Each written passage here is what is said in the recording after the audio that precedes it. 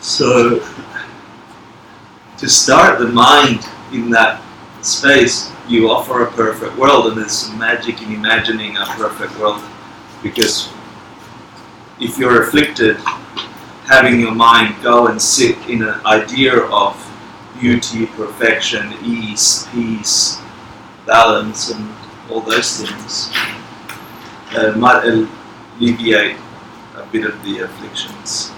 And if you can do that repeatedly until it creates a result, then maybe it's a good start. And then we take refuge, which means ultimately that we no longer think doing the same things we always do will fix things because we've tried them already. The idea of refuge is what really protects your mind from afflictions, your world of sorrow or pain. What can truly protect you, and it's your understanding of causality, because things don't have a nature of their own, just things are empty. Understanding that when you're not afflicted can help you when you're afflicted. So I'm going to try that today as I do the offering of the mandala. Sashi Buki Jishin Metokram Rira Linshi Ninde Mbadi Sangde Shindu Mide Vardi Dropen Namda Shinda Jiparsho Idam Gurana Mandala Kamni Atayami Sangye Chidam Sokhi Choknam Lam Janchu Vardu Dakni Gapsuchi Daki Jinyen Gipe Sanamki Rola Benchir Sangye Triparsho Sangye Chidam Sokhi Choknam Lam Janchu Vardu Dakni Gapsuchi Daki Jinyen Gipe Sanamki Rola Benchir Sangye Triparsho Sangye Chidam Sokhi Choknam Lam Janchu Vardu Dakni Gapsuchi Daki Jinyen Gipe Sanamki Rola Benchir Sangye Triparsho.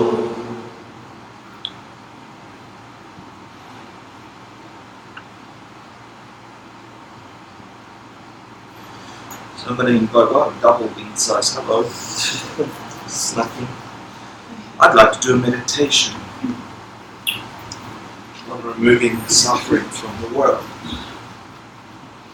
I didn't know that in Hebrew the word for peace is shalom. That was awesome to find out today. And apparently the Arab and the Hebrew script are the same letters. I didn't know that either. Funny that. So I'd like to dedicate today's class and our meditation today to peace in the world, which means our own peace. It means if you're capable of reaching a state of peace, you bring peace to the world. And so what I'd like to invite you to do today is find out in your meditation one instance where you're not at peace.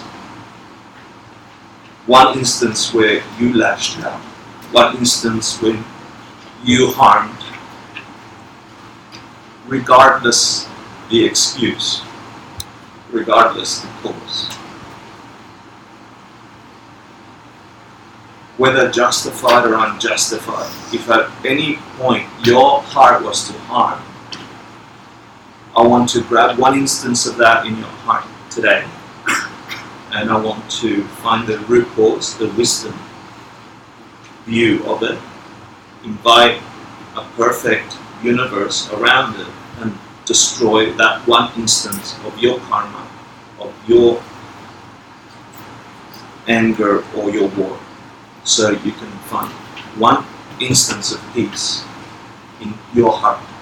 It's, I think, the least we can do in the world we live in. So, I invite you, please take a comfortable seated position, your back straight.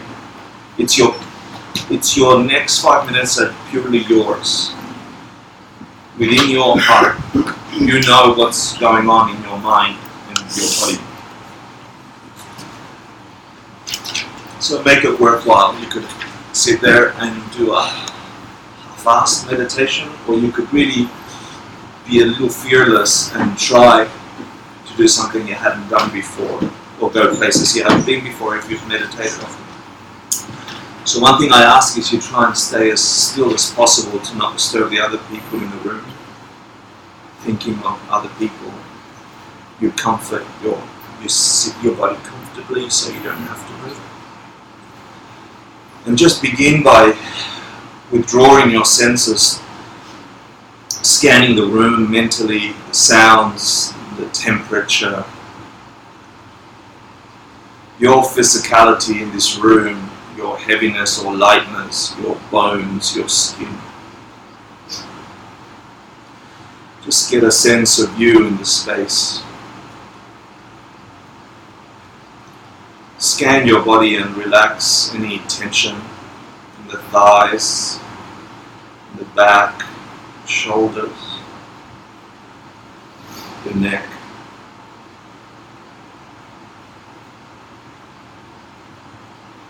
In your face. And all you need to do is bring attention to your body and observe it, relax. Just you find tension, relax. So that the body is not an obstruction to your meditation.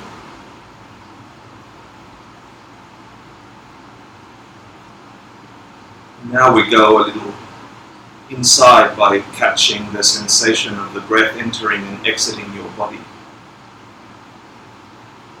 There's no perfect way of doing this, just you observing the breath. You can feel the sensation, you can imagine it exiting and entering. Feel your chest rise and fall. All you need to do is observe it as if it's the first time you've noticed breath.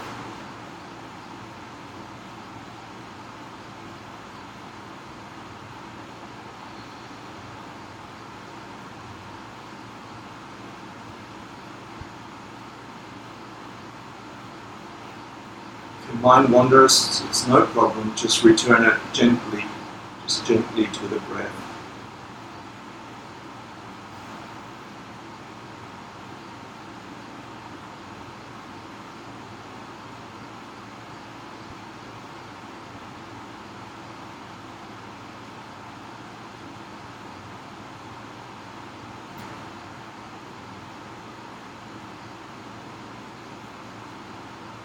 And you know you're on track if your inhalation and exhalation has slowed down a little. So just give yourself a few more rounds, just observing.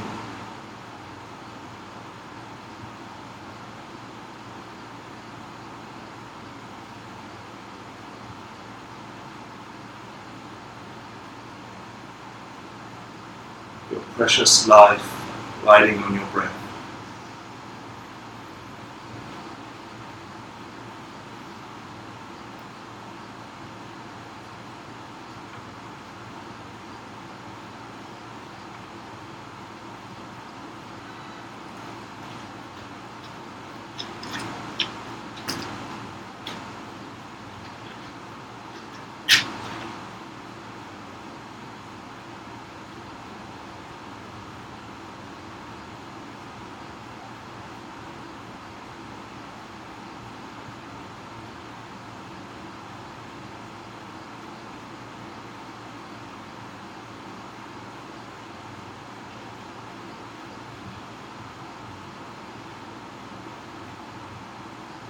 And make a commitment to yourself that you will try to do your very best in this meditation for yourself, to remove any affliction from your mind if possible,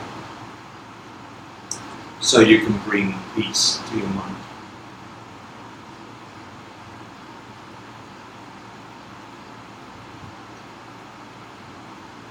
And just add to that if you can do that, then surely you could show other people how to reach peace in their mind.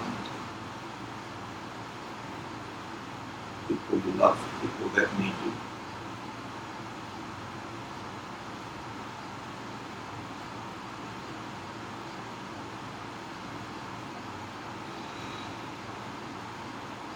And just willingly give yourself to your promise, to whatever you're able to do. And in doing that, the first thing we'll do now is you imagine as real as you can the most perfect being that has reached a state of enlightenment or wisdom or truth or peace that you know, as real as possible, their minds at peace in nirvana, in Buddhahood, in some kind of ease from suffering. Whether imaginary or real, you invite them to observe every moment of your meditation to help you along, so that every thought you have, every moment of your meditation is colored by that peace of that observer in front of you.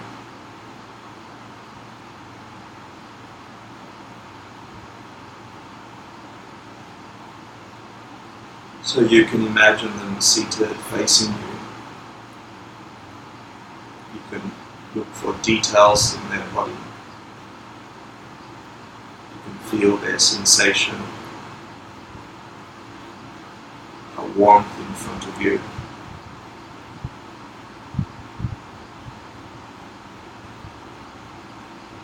You can imagine them subtle or solid. But the key here is that you imagine their perception of you. What does an enlightened being, a being in nirvana, a being that can only experience peace, how can they see you? How can they feel who you are? And how do they interpret your thoughts, your emotions? Just imagine how they could see you beautifully, perfectly, lovingly, accepting of everything in you.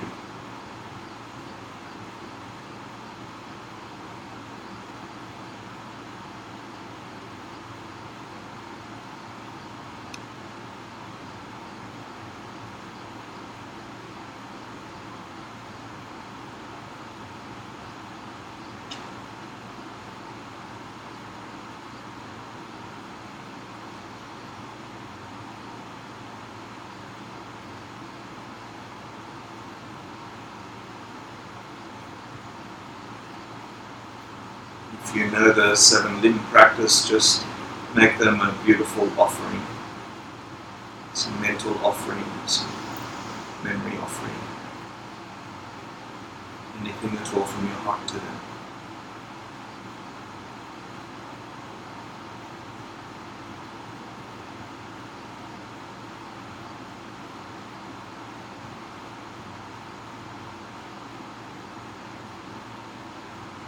And since their perfect view is upon your mind and your heart, you take this opportunity now to sort through any affliction in your mind that has harmed another, and you take this opportunity to clean it from your consciousness with their presence. So I'll walk you through that. The first thing I invite you to do is think through